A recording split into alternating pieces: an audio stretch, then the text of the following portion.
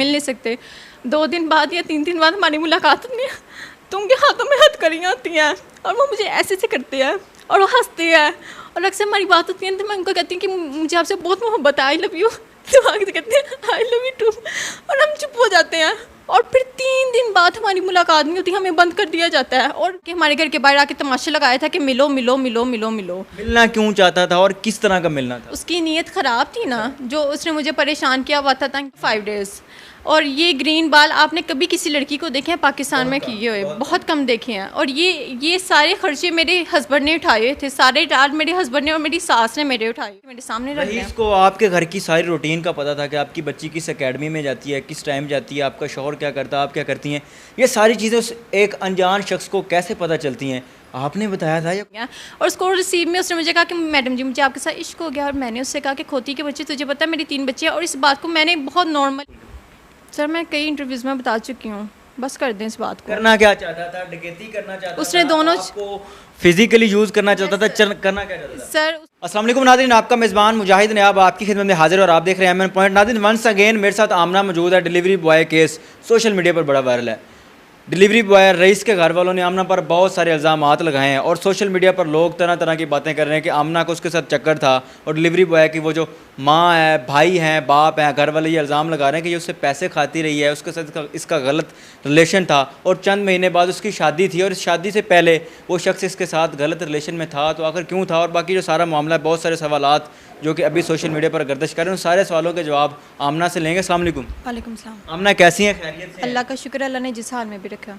बहुत बड़ी बात है। आमना मुझे बताइएगा कि सोशल मीडिया पर बहुत सारे सवाल गर्दिश कर रहे हैं कि आपका रईस के साथ गलत ताल्लुक़ था और वो ताल्लुक़ कोई 1-2 महीने का नहीं था, 6 महीने पुराना ताल्लुक़ था। इस बात में कितनी सदाकत है, कितनी रियलिटी है? नहीं सर, मेरा उससे कोई 6 महीने से ताल्लुक़ नहीं था, कुछ ऐसा हमारे साथ नहीं था। मैं उससे मैं उससे मिली हूँ ना, या जब वो मेरे घर आया, वो मर्डर से 2 हफ्ते पहले आया। मर्डर से उस लड़के के मर्डर से 2 हफ्ते पहले उसका मेरा आमना सामना हुआ लाइव।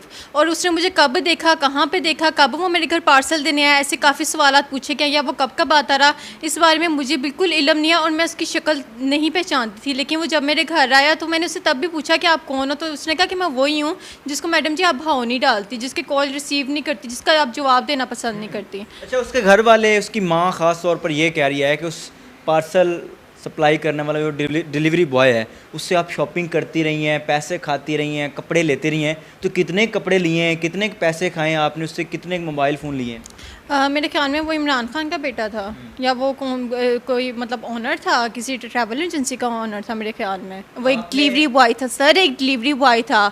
आपने उसको और मेरे हस्बैंड को देखा है? आपको यही चीज़ें सवाल निशान है कि वो जो शख्स है अगर उसको आपके शौहर के साथ कंपेयर किया जाए तो कहीं मैच नहीं है, तो यही चीज़ें, यही सवाल जन्म लेते हैं। तो ऐसे शख्स के साथ प्यार मोहब्बत या फेयर, ये चीज़ें कैसे पॉसिबल है? नो सर, मेरा उस लड़के के साथ कोई अफेयर नहीं था, कोई प्यार मोहब्बत नहीं था और मैंने उस लड़के से कोई पैसे नहीं खाए। जब मैं इधर आई थी, जो मैं रेगुलर चीज़ें पहनती थी ना, वो मेरी नोस्पिन थी, इयररिंग्स थे, नेकलेस था, नेकलेस के अंदर पेंडल था, इसके अलावा 2 रिंग्स थी जो मेरे हाथ में थी, जो मैं नॉर्मल घर में पहनती थी, नॉर्मल आते जाते हुए। शादियों ब्याहों के लिए तो एक सेपरेटली होता है ना, एक ये नॉर्मल थी जो कि 4 लाख रुपए की थी, जो मैं हर टाइम पहनी रखती थी। जब मैं इधर आई हूँ, ऐसे जो शफीक साहब ने वो अपने पास इमानती तौर के पर रखी हैं वो चीज़ें, और उसके बाद वो मम्मा के उन्होंने हवाले कर दिया। अगर मेरा उसके साथ ऐसा कुछ भी होता या मैंने उसको नहीं खाया, मैं सिर्फ 4 लाख रुपए का, आपके बताने का मकसद ये है कि 4 लाख रुपए का गोल्ड आपने पहना था, तो उसके घर वाले इल्ज़ाम लगा रहे हैं कि आपने अच्छा है, तो इस बात का प्रूफ मेरे पास है। आप ऐसे जो शफीक साहब के पास जाएं लाहौर के, मेरे पास इस बात का प्रूफ है। उनके घर वालों के पास ऐसा क्या प्रूफ है, या कोई ऐसी कोई होती है ना, कोई ऐसी CCTV कैमरा, या मैं उसके साथ कहीं बाहर गई हूँ, कोई ऐसी कोई एक चीज़ का प्रूफ ले आए कि मैं उसके साथ, मैंने उसको खाया या मैंने उसको कुछ किया, तो प्रूफ ला के मेरे सामने रख दिया। इसको आपके घर की सारी रूटीन का पता था कि आपकी बच्ची किस एकेडमी में जाती है, किस टाइम जाती है, आपका शौहर क्या करता है, आप क्या करती हैं, ये सारी चीज़ें उस एक अनजान शख्स को कैसे पता चलती हैं? आपने बताया था या कोई और वजह है? सर, इस बात का मुझे इतना इल्म नहीं है। मुझे सिर्फ इस बात का इतना इल्म है कि उसके साथ साथ 2 लड़के और थे, जो कि उस रात को, मर्डर की रात को, वो 2 लड़के हमारे घर में छोड़ने आए थे, उस लड़के को छोड़ने आए थे। जब उसने आके हमारे घर के बाहर आके तमाशा लगाया था कि मिलो मिलो मिलो मिलो मिलो। मिलना क्यों चाहता था और किस तरह का मिलना था? उसकी नीयत ख़राब थी ना, जो उसने मुझे परेशान किया हुआ था, तंग किया हुआ था। जब वो 2 हफ्ते पहले आया था, अपने मर्डर से 2 हफ्ते पहले आके उसने हमारे घर तमाशा लगवाया था, हमारे घर से चीज़ें उठा के लेके गया था। आपने मेरा रूम देखा है, आपने मेरा बेडरूम देखा, आप वो लाजमी वो आप मीडिया को दिखाइएगा। आपने वो एक ग्रीन बालों वाली मेरी वायरल वीडियो ही है, वो तस्वीर वाकई सोशल मीडिया पर बड़ी बड़ी गर्दिश कर रही है कि आपके जो हेयर हैं वो ग्रीन है और गालबन वो बड़े एक्सपेंसिव होते हैं। ये सारे मामला सर आपको पता है वो ग्रीन बाल सिर्फ 5 डेज़ रहते हैं, सिर्फ 5 डेज़। और ये ग्रीन बाल आपने कभी किसी लड़की को देखे हैं पाकिस्तान में किए हुए? बहुत कम देखे हैं। और ये सारे खर्चे मेरे हस्बैंड ने उठाए हुए थे, सारे डाल मेरे हस्बैंड ने और मेरी सास ने मेरे उठाए हुए थे। इसके बावजूद वो डिलीवरी बॉय है, थर्ड मैन, आपकी ज़िंदगी में कैसे आता है और उसकी ज़रूरत क्या थी? सर वो मेरी ज़िंदगी में नहीं आया। उसने आने की कोशिश की क्योंकि उससे बकौल उसके कि मुझे इश्क हो गया। और वो छोड़े मैडम जी आप इसको, फ़रहान को। मैं क्यों फ़रहान को छोड़ूं? मेरा बसा बसाया घर है, मेरा इतना सोना खामद है, मेरी इतनी अच्छी फैमिली है, मेरी सास इतनी अच्छी, मेरे ससुर इतने अच्छे, मैं क्यों छोड़ूं? और ये सारी बात कि वो उस लड़के का करैक्टर कैसे था, ये बात मैंने तो नहीं डिफ़ाइन की, उसके घर वालों ने, उसकी बहनों ने खुद डिफ़ाइन किया कि हमारे बेटे का करैक्टर ऐसा था कि 2 महीने पहले उसकी शादी थी, एक उस बच्ची को उजाड़ गया, उस बच्ची की आंखों में आंसू वो ले गया, एक मेरा घर यहाँ पे उजाड़ गया और अपना हंसा बसाया घर वो उजाड़ गया। एक स्क्रीन शॉट है व्हाट्सअप का, आप उसके साथ वीडियो कॉल कर रही हैं, उस पर वाज़े तौर पर आप बड़ी खुश नज़र आ रही हैं, बड़ी खुश बशास हैं, जैसे अपनी मर्ज़ी से उसके साथ आम रूटीन में बंदा किसी शख्स के साथ बात करता है। उसमें क्या सदाकत है, क्या रियलिटी? आप उससे बातें करती रही हैं? नहीं सर, मैं उससे बात नहीं करती रही। एक्चुअली मैंने जब फर्स्ट टाइम मेरी इन्वेस्टिगेशन स्टार्ट हुई थी ना, तो मैंने ना पुलिस वालों को बताया कि वो कहते कि तुम्हें ना वो किस चीज़ से तंग करता था, तुम कहती हो ना। उन्होंने जाहिर सी बात है, उन्होंने भी अपनी इन्वेस्टिगेशन करनी थी। उन्होंने कहा कि आप कहती हैं कि आपको वो तंग करता था, वो किस चीज़ से तंग करता था। तो मैंने सर को कहा कि सर उसने ना ऐसे ना बात करते हुए एक ना स्क्रीनशॉट लिया था। सर कहते हो कब बात की थी तुम्हारी, कहाँ तक उसके साथ बात थी? मैं कहा सर मैंने उसकी कॉल रिसीव की थी और जो कि मैंने सबको बताई है, काफ़ी इंटरव्यूज़ में सबने सुनी है। और उस कॉल रिसीव में उसने मुझे कहा कि मैडम जी मुझे आपके साथ इश्क हो गया। और मैंने उससे कहा कि खोती के बच्चे, तुझे पता है मेरी 3 बच्चे हैं। और इस बात को मैंने बहुत नॉर्मली एक हंस के लिया और उस बात पे वो भी लड़का हंसा, और जिस बात पे उसने मेरा स्क्रीनशॉट लिया और उसने मुझे कहा कि मैं आपको अपने साथ ऐसा बदनाम करूँगा, ऐसा बदनाम करूँगा कि फ़रहान खुद आपका हाथ अपने हाथ में आके आपका हाथ मेरे हाथ में आके देगा। एक बहुत बड़ा सवाल है सोशल मीडिया पर कि आप साइको हैं। कभी आप हंसती हैं, कभी आप रोती हैं, कभी बात करते करते आप मुस्कुराने लग जाती हैं, कभी आप रोने लग जाती हैं। इस बात में कुछ सदाकत है कि आप साइको हैं, या आपको लगता है कि आपके अंदर कोई इस तरह की जो बीमारी है वो रिसेंटली पैदा हुई हो? सर मैं जिस सिचुएशन में, जिस हालत में इस टाइम मैं हूँ ना, मैं आपको सिर्फ ये कहना चाहूँगी कि इस हालत में कोई भी किसी को ना रखे, किसी दुश्मन को भी ना इस ना रखे। हाँ मेरी हालत थोड़ी स्टार्टिंग के इंटरव्यूज़ में बहुत डरी थी, मैं बहुत खौफज़दा थी। हमें ऐसे जैसे कोई जानवरों की तरह घसीट के निकाला जाता था एक पिंजरे से और कहा जाता था यहाँ पे खड़े होकर इंटरव्यू दो। और एक लड़की आई हाई पोनी करते हुए, जी आप लोगों ने इंटरव्यू नहीं देना तो हम आपको डंडे लगाएंगे, हम ये करेंगे, हम वो। यस सर, यस नहीं वो यहाँ पर ही उसने हमारा इंटरव्यू लिया था, तो उसने काफ़ी बदतमीज़ी की। तो मैं काफ़ी डरी हुई थी कि पता नहीं क्या कर लेंगे, क्या हो जाएगा। हमारे यहाँ की पुलिस इतनी, अच्छा वो औरत मीडिया पर्सन थी जो कह रही थी कि मैं डंडे मारूं? हाँ जी, मुझे उस लड़की का नाम याद नहीं है। उसने हाई पोनी की थी, ऑरेंज कलर का सूट पहना हुआ था और उसने भी हमें काफ़ी टॉर्चर दिया था, मुझे और मेरे हस्बैंड को बहुत टॉर्चर दिया था। और हम बहुत डरे थे, यानी कि वो हस्बैंड तो मेरे कुछ समझ गए थे, वो मर्द है ना, वो कुछ समझ गया था। लेकिन मैं तो ऐसी थी कि मैंने जैसे अभी गिर जाना है। लेकिन मुझे अपने साथ 3 बच्चे नज़र आते थे और मेरा थोड़ा बिहेवियर थोड़ा नॉनसेंस उस टाइम हो गया था कि मुझे समझ नहीं आती थी कि मैं क्या कहूँ क्या ना करूँ। बड़ी अच्छी ज़िंदगी थी तुम्हारी, बकौल तुम्हारे, और उन अगर स्क्रीन शॉट पर अगर गौर किया जाए, लग्जरी ज़िंदगी थी, अच्छी ज़िंदगी थी। अब जो चेंजिंग आई है, मैं कहता हूँ ताज से तिनके तक आने वाला ये सफ़र है, शोहर की याद, बच्चों की याद, उस ज़िंदगी की याद आती है। एग्जैक्टली मुझे अपने हस्बैंड, मैं देखें अब मैं इधर बैठी हुई, मेरे हस्बैंड उधर को बैठे हुए हैं और हम एक दूसरे को देख नहीं सकते, मिल नहीं सकते। 2 दिन बाद या 3 दिन बाद हमारी मुलाकात होती है तो उनके हाथों में हथकड़ियाँ होती हैं और वो मुझे ऐसे से करते हैं और वो हंसते हैं। और अक्सर हमारी बात होती है तो मैं उनको कहती हूँ कि मुझे आपसे बहुत मोहब्बत है, आई लव यू।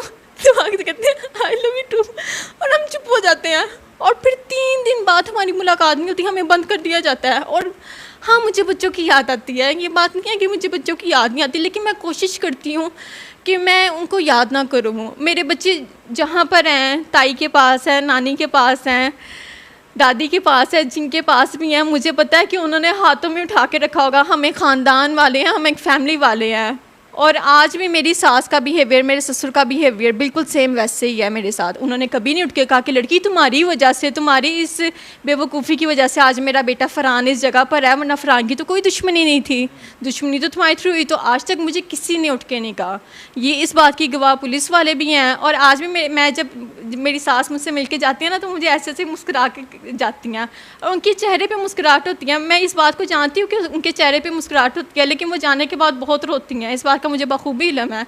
लेकिन आज भी मेरी फैमिली मेरे साथ है। उस लड़के ने मुझे बदनाम नहीं किया, उस लड़के ने खुद को बदनाम वो किया। जो रईस लड़का है जिसको कत्ल किया गया है फिर जलाया गया है, वो 2 दफ़ा आपके घर में आया था? नहीं सर, एक दफ़ा। एक दफ़ा पहले आया था, दूसरी दफ़ा मर्डर की रात को आया था और उस टाइम उसका मेरा आमना सामना बिल्कुल भी पहली नहीं। दफ़ा जब आया था वो छुरी लेकर, ब्लेड लेकर, आप बताती हैं कि वो आया था, उस दिन उसने क्या किया था? खुल के सर मैं कई इंटरव्यूज़ में बता चुकी हूँ, बस कर दें इस बात को। करना क्या चाहता था? डकैती करना चाहता उसने था? दोनों आपको फिजिकली यूज करना चाहता था? करना क्या चाहता था? सर उसने घर से सामान उठाया था, क्योंकि उस टाइम फरहान चीज़ें कुछ लाए थे और वो एलसीडी के पास रखी थी। हमारे घर में ये चीज़ें आम ऐसे पड़ी होती हैं, 20 लाख रुपया हो गया, 25 लाख रुपया हो गया, क्योंकि हमारे घर में ऐसे आम पड़ी होती है, क्योंकि माशाल्लाह से हम एक फैमिली वाले हैं, हमारी एक स्ट्रॉन्ग पोजीशन है। यस, मेरे हस्बैंड का लाइफस्टाइल, मेरे देवर का लाइफस्टाइल, मेरे जेठ का लाइफस्टाइल, हमारा माशाल्लाह बहुत अच्छा लाइफस्टाइल जो शख्स है रईस, Yes, वो आपकी बच्ची को ट्रेस करता था, यानी कि उसका पीछा करता था, वो कहाँ पढ़ती है, क्या करती है, उसका क्यों पीछा करता था, क्या वजह? ये बात आप उसके बाबा से पूछिए, उसके बाबा के पास आंसर होगा। इस बात का आंसर मेरे पास भी नहीं है, और मैं इस बात से बहुत खौफजदा थी और मेरी बच्ची बहुत खौफजदा थी, और ये बात मेरी बच्ची ने बताई है अपने दादा अबू को कि अबू मेरे साथ ऐसे ऐसे सब कुछ हो वो रहा शख्स आपकी बच्ची के साथ भी बदतमीजी करता था? है। यस, क्या वजह थी? आपकी बच्ची की एज कितनी, पहले ये बता दें मुझे। माशाल्लाह दिसंबर को उसने 8 साल की होने। आज ये इसकी बहनें उठ के कहती हैं ना कि 8 साल की बच्ची को इस माँ ने इशारा किया तो वो बच्ची समझ गई। उसी 8 साल की बच्ची ने आपके बेटे की करतूतें बताई थी घर आके, उसी 8 साल की बच्ची ने। एक बच्ची होती है, आप भी बच्चों की माँ हैं, ऐसे अपने भाई के ऊपर पर्दे डालना छोड़ दें, जो बात हकीकत है वो सामने लाएं। हमने इस सारे केस में आपको कहाँ पर लगता है कि इस जगह पर आपकी गलती है? इंसान को लगता है ना कि यहाँ पर मैंने मिस्टेक की है, इस मिस्टेक की वजह से ये सारे मामलात हुए हैं, ये सारे मामलात हुए हैं, तो कौन सी गलती आपको लगती सर है? कल और आज में बहुत फ़र्क है, मेरे कल और आज में बहुत फ़र्क है।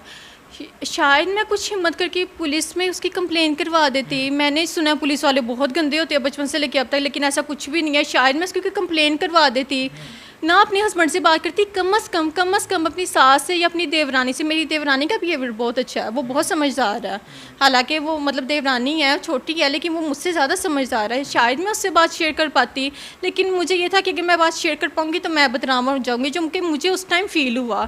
लेकिन देखिए आज भी मैं बदनाम नहीं, बदनाम तो वो हुआ है। और उसकी बहनें उठ के कहती हैं जी हमारे भाई का कफन ख़राब कर दिया, तो आपके भाई का कफन मैंने नहीं मैडम जी, आपने खुद बदनाम किया। मैं तो बाहर की कैमरा आप एक बात बता रही थी कि उन्होंने कहा कि हमें आमना का रिश्ता दे दें तो हम ये FIR वापस ले लेते हैं। नहीं, आमना को जिंदा सलामत हमें दे दें। अच्छा। यस, रिश्ता नहीं उन्होंने कहा का। जिंदा सलामत आपको रख के वो क्या करना चाह रहे थे? आई डोंट नो, ये तो आप मारना कुछ नहीं होगा और क्या होगा, आप उनसे पूछ रहे हैं, मुझे तो नहीं आप कह रही थी कि मैं खुश हुई, चलो मेरे बच्चों को बाप मिल जाएगा। पता। Exactly, yes. अगर मतलब ऐसे कहना चाह रहे थे कि मतलब हम अपने FIA उठा लेते, अपनी बेगम को वो मार दे। अली भाई ने पैगाम पहुंचाया। आपको आपका शौहर कत्ल कर दे तो वो FIR खत्म। यस, उन्होंने ये बात की है।